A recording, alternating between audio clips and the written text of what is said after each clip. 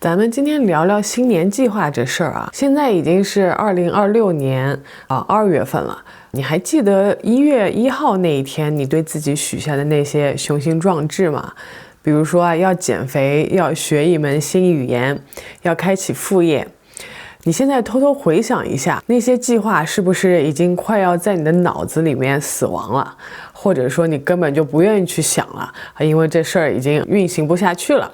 其实这真不能怪你啊！根据这个统计，全球80%的新年计划都会在2月份彻底崩溃。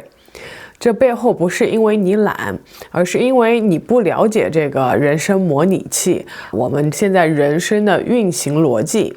今天我就想把这套能帮你找回人生原能力的底层逻辑，像聊家常一样一次性分享给你。看完一期视频，你就能迅速明白为什么执行不下去，怎么样才能执行下去。咱们2026年的双火年能量是一个加速的踏板。咱们先聊聊大环境。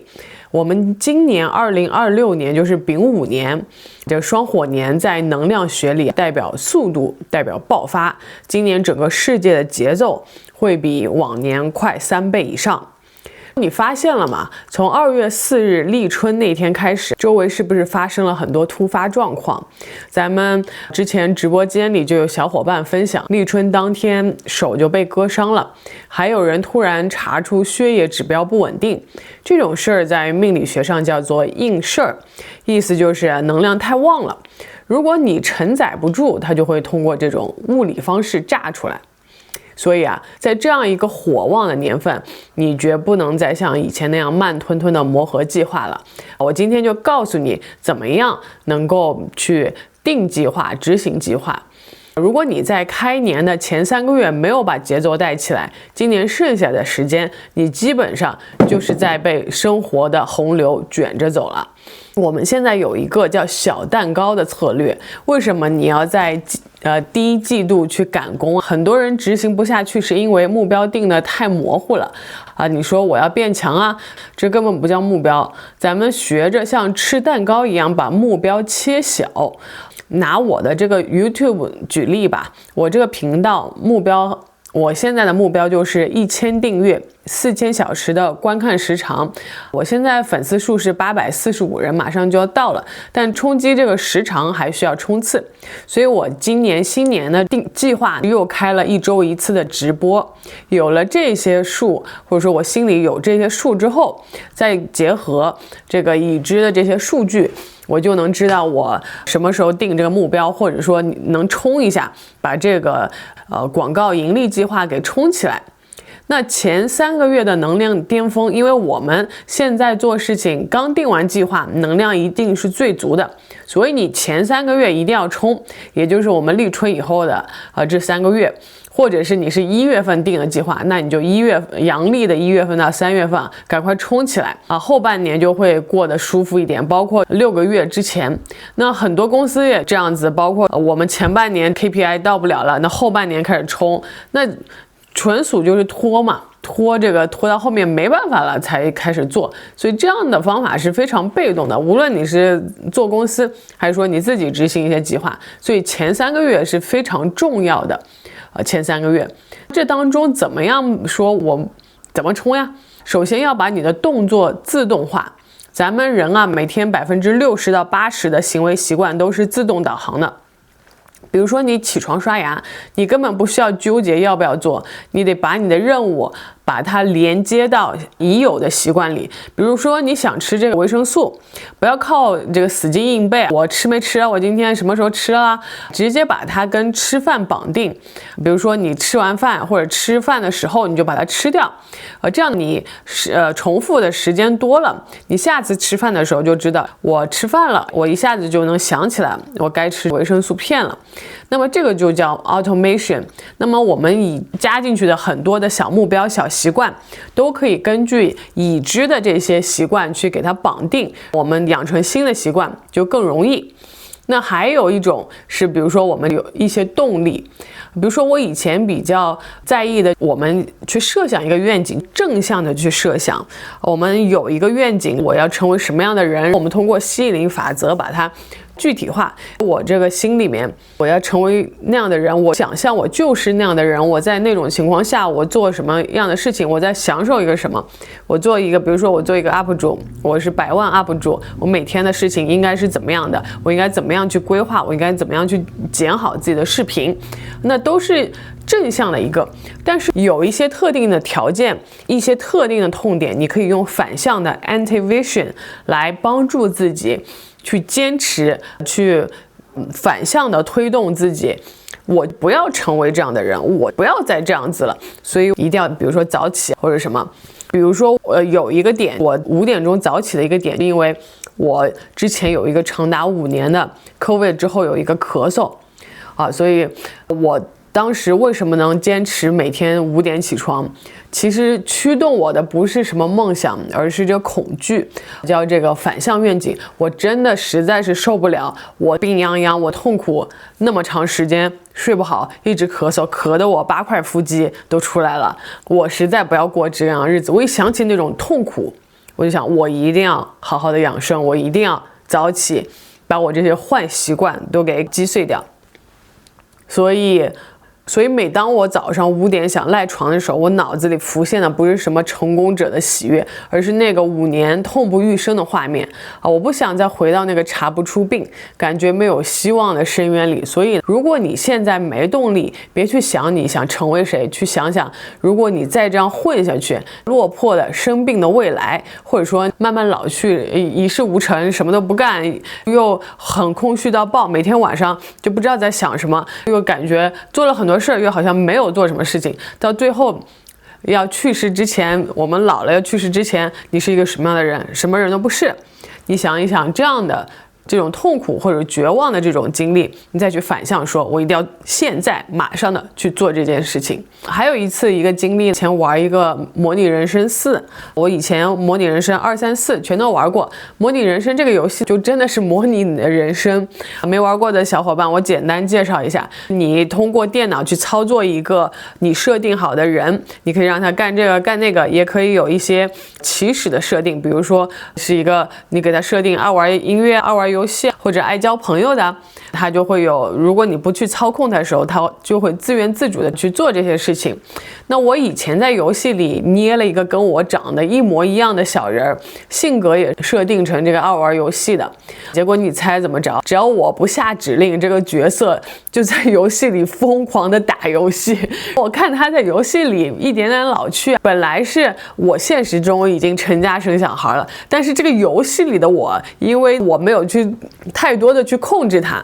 结果他直接就进入白发模式了，他连生孩子的机会都没有了，在游戏里，因为他整天只顾着玩电脑，错过了所有的社交和晋升。最后死神来敲门了，他什么任务都没完成，至少我现阶段的这个任务他都没有完成，所以直接我废了一个模拟人生里的人。那一刻其实说白了，我真的挺抑郁的。如果你想想看，如果这个人是我们的人生，也是一场开放式的游戏，上面真的有一个高等的能量体或者一群，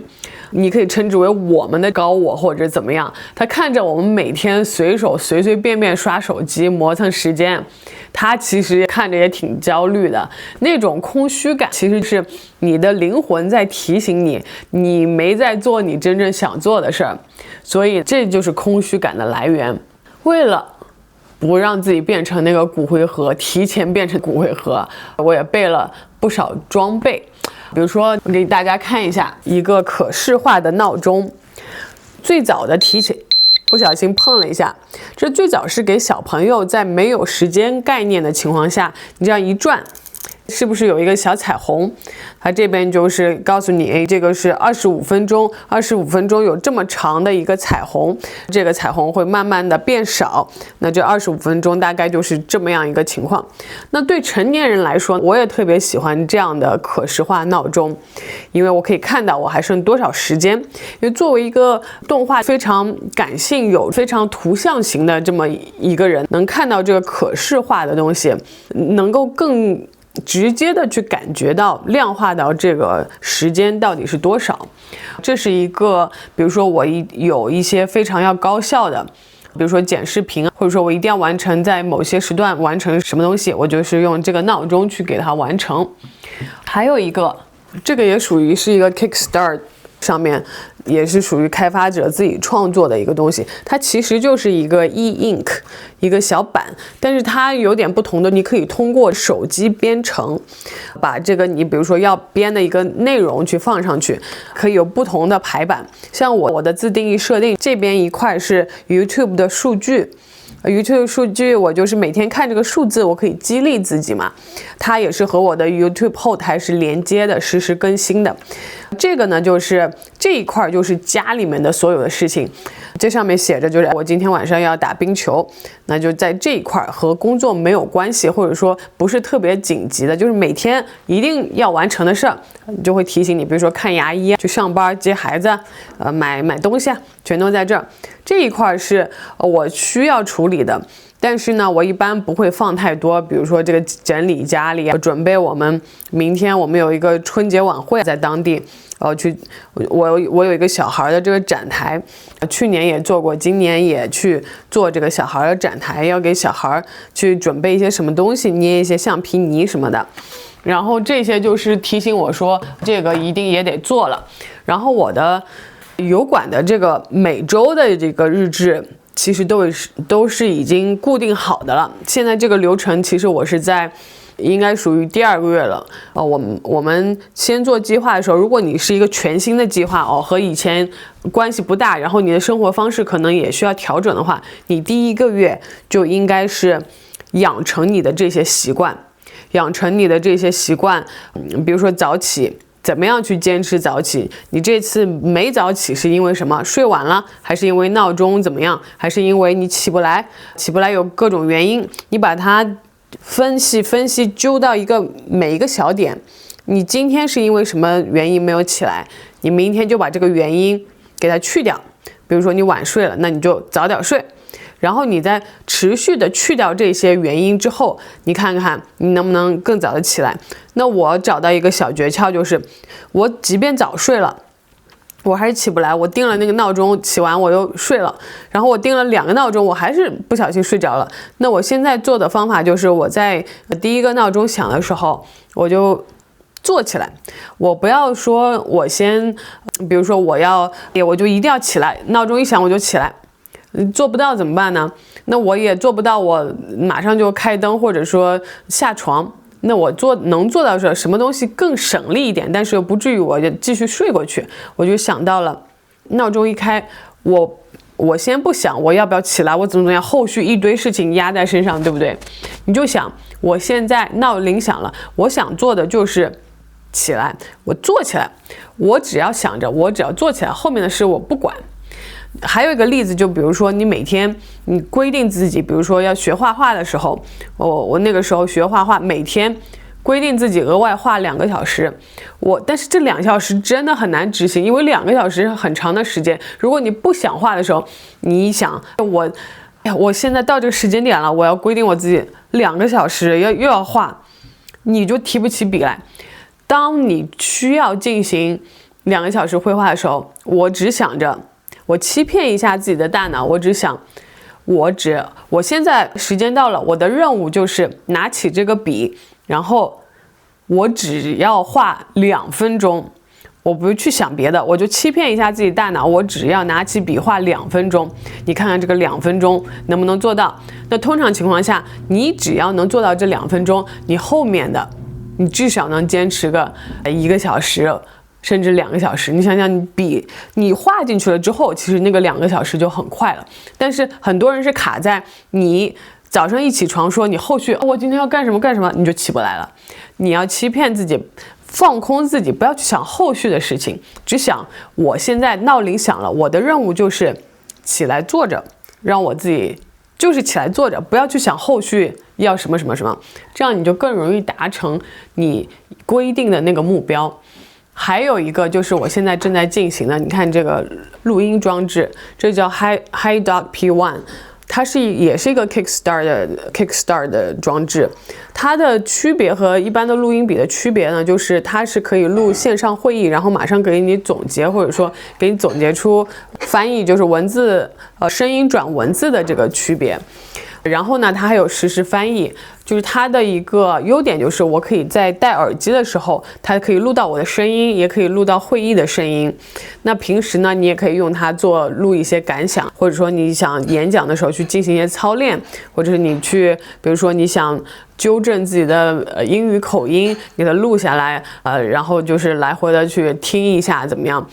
这个装置其实现在有很多 AI 的录音笔，所以你也不需要非得去用这一款。这一款其实价格方面现在已经就现在这个阶段它不是很优惠的，但是我比较看重的就是它那个会议的录制功能，还有就是它其实转文字是无限的，有一些模板，但是有一些你比如说你在外面买的，虽然它可能机子比较便宜，但是它比如说转文字的时候它有时长，或者说你用它的 AI 功能的时候它有一些额外的付费。这个就是还是看大家的需要，这些我介绍的所有的这些工具，其实你都可以用一些笔呀，或者说自己的手机就代替了。像我是比较喜欢用买这些东西来辅助自己的嘛，所以大家就是看情况，你如果喜欢这些东西，可以去尝试一下。那肯定有很多小伙伴都是晚睡的嘛，所以最后我再唠叨一句，就是你为什么最后我是决定要5点起来呢？一个是结合自己的身边的这个情况，因为有家庭再加上带娃，包括家里人比较多的时候，其实你是很难静下心来说完全没有打扰，甚至我录个音都得去跟家里人去通知一遍才能开始录，因为周围时时刻刻都是有不同的响声，有不同的声音，有人有不同的需求，所以其实在整个白天，哪怕是从9点钟到下午这种孩子放学之前，其实都不是能有太安静的时间。但是呢，尤其是晚上你可能觉得说孩子睡觉了，所有人都睡觉了，我是不是可以安安静静的录个视频，或者剪一个什么没有声音可以专注。但是那个时候我的能量是特别低了，可能有的年轻人他也不太就没有关系，身体好的时候，但是我这个年龄的时候，我会发觉我的能量特别低了，我的效率即便是同样的2小时，我能够做的事情更少。所以说经过测试，同样的剪10分钟的视频，在晚上用2个小时和早上用2个小时是完全不一样的效果和效率。所以最后我是决定晚上早一些睡，而且也符合我们的这个子午流注的一个能量的循环嘛。其实最好的时候是晚上9点就睡觉，然后早上5点就起来，所以我就遵循这样的一个方式。那这个早上5点到7点的时候，基本上就能把上午需要做的事情都做完了。你想想，你7点钟就把今天最主要的事情做完之后，你的内心你的能量状态是怎么样？你很轻松呀，你可以去喝个茶，对吧？去健个身，去打个冰球，去做个瑜伽，然后再回来再花个哪怕1个小时去做一个东西，你都完全来得及，对吧？下午安排的事情其实也不是特别需要高速耗脑或者创作的，所以这么一整天下来就会觉得人很轻松。当然了，早起这个事情是比较难说我一下子就改的，以后我们可以单独的去做一期如何早起。我之前也做过一期早起30天之后一些身体上的变化，大家有兴趣的话可以持续关注我的频道，我们下期再见。